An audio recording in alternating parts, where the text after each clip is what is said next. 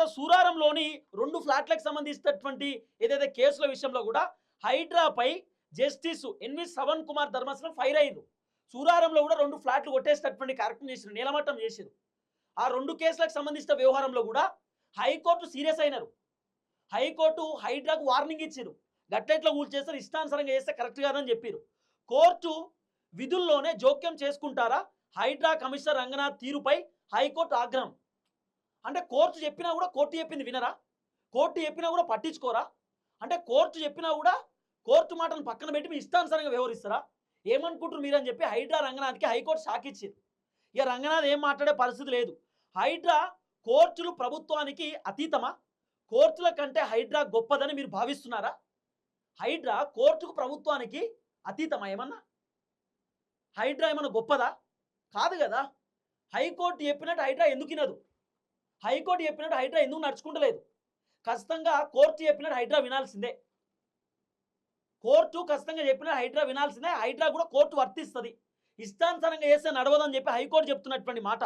భూ వివాదాల్లో కోర్టు ఇచ్చే ఉత్తర్వులు హైడ్రాకి కూడా వర్తిస్తాయని తేల్చి చెప్పేసిన ధర్మాసనం అన్నమాట. ఇది కరెక్టు. హైకోర్టు చెప్పినట్టు వినాల్సిందే, కోర్టులు చెప్పినట్టు పాటించాల్సిందే. ఇష్టానుసారంగా చేస్తే ఊరుకోము. హైడ్రా రంగనాథ్కి చెప్తున్నటువంటి మాట. ఇష్టం ఉన్నట్టు కూల్చోదు, మీకు ఉన్నటువంటి రూల్స్ ఏందో చెప్పండి. మీరు ఎందుకు ఇష్టానుసారంగా కూల్చేస్తున్నారు?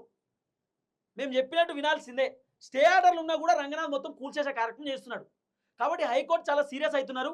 ఒక యుద్ధ వాతావరణం కల్పిస్తుంది. ఈ హైడ్రా తీసుకొచ్చి మొత్తం ఇల్లులు కూల్చేస్తుండే. ఈ కథ ఏందో మాకు అర్థమైతలేదు, చెప్పినా మీరు వింటలేరు, మేము చెప్పేదాకా ఆగండి అని చెప్పి హైకోర్టు చెప్పినటువంటి అంశం. ఇక రేవంత్ అన్న కూడా సైలెన్స్ ఉండాల్సింది. రేవంత్ అన్న కూడా వేరే ఆప్షన్ లేదు.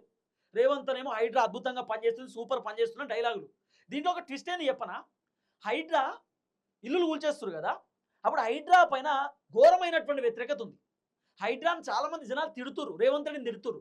అయితే ఈ తిట్టొద్దని చెప్పి ఉన్నటువంటి వ్యతిరేకతను పొడగొట్టుకోవడానికి రేవంత్ రెడ్డి ప్రభుత్వం 1,25,00,000 రూపాయలు ఖర్చు పెడుతుంది. 1,25,00,000 రూపాయలు దేనికోసం తెలుసా? హైడ్రాకు పాజిటివ్ వీడియోలు చేయాలన్నట. ఇప్పుడు ఇన్స్టాగ్రామ్ ఇన్ఫ్లుయెన్సర్స్ ఉంటారు కదా, వాళ్ళకి మనిషికి 10,000 15,000 ఇచ్చి హైడ్రా పైన పాజిటివ్ వీడియోలు చేపిస్తారు. ఎట్లా? మీరు హైడ్రా అంటే ఏమనుకుంటారు?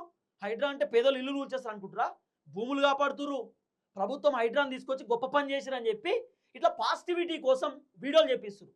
ఇన్స్టాగ్రామ్లో ఉన్నటువంటి ఇన్ఫ్లుయెన్సర్కి 10,000 15,000 ఇచ్చి పాజిటివ్ వీడియో ఆల్రెడీ రెడీ అయిపోయినాయి వీడియోలు, దంచుతూరు మొత్తం ఇన్స్టా ఇన్ఫ్లుయెన్సర్లు. కానీ ఇన్ఫ్లుయెన్సర్లకు కూడా చెప్తున్నా, ఏమైనా ఉంటే చెయ్యిర్రి, మినిమం కామన్ సెన్స్ ఉంటే చెయ్యిర్రి ఇలాంటి వీడియోలు. ఎందుకంటే చాలామంది పేదవాళ్ళు ఇబ్బంది అవుతారు, సఫర్ అవుతారు.